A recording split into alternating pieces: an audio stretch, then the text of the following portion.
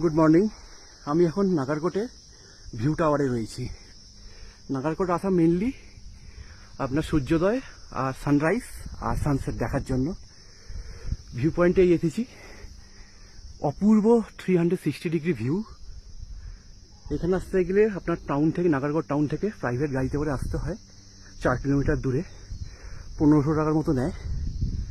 দারুণ ভিউ, সমস্ত রেঞ্জগুলো দেখা যাচ্ছে এখানে। 360 হিমালয়ের যত রেঞ্জ আছে দেখুন কি অপূর্ব।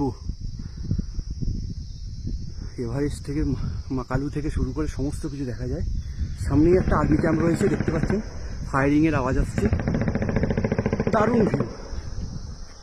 আমরা রুম থেকে সানরাইজ দেখেছি, এটা অবশ্যই আসতে হয়।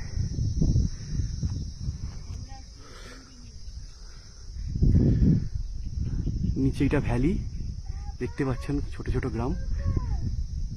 দারুণ ভিউ। এখানে মনে একটা হোটেল রয়েছে, দারুণ ভিউটা আসছে এখান থেকে।